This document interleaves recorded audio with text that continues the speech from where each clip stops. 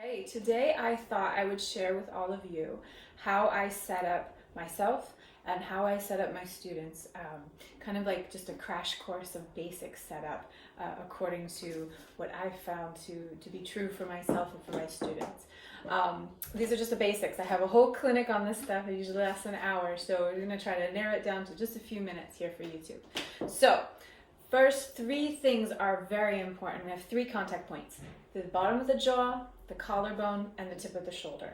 Sometimes some of these contact points are more difficult to find in other bodies than in some. So it's important for you to try your best, especially with the collarbone. If you don't have a collarbone that protrudes, it's more deep inside your skeletons, no problem. Just head for the base of the neck, right where the shoulder meets the bottom of your neck, and it should be enough of a shelf for you to balance your violin. Don't neglect any of these contact points. If you do, you're going to find extra tension in your playing. So the first thing is to find out how far you can turn your head to the left, whatever's comfortable for you. The more that you can turn your head to the shoulder, the more support you're going to gain from the shoulder.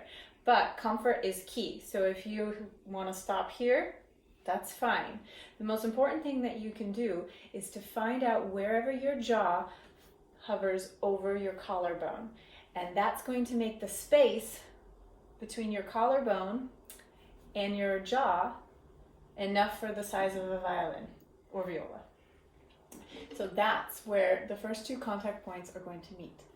Finally, you're going to put the violin onto the shoulder of the instrument. If you need a little bit of height here, or if things feel very slippy, then I suggest getting just some shelf liner. This stuff is great.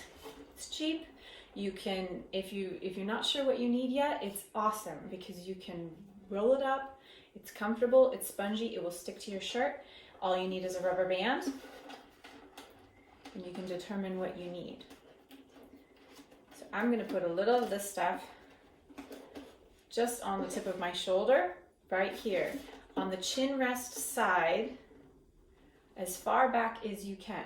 Don't put things too much here because that's going to interfere with your second contact point, the collarbone. We want to keep the violin as closely connected to our body as possible. So, put the violin snuggled up to the base of your neck. Turn your head as far as you feel comfortable so that the jaw is hovered over the collarbone with enough space for that instrument.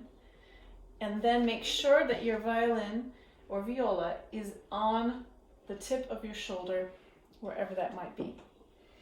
And this should be your setup. It's always a good indication if you can test your instrument and it doesn't fall down, or you'd feel like you have to clench it with the neck. If you can just support the instrument with the weight of your head, then you've got a setup that works for you.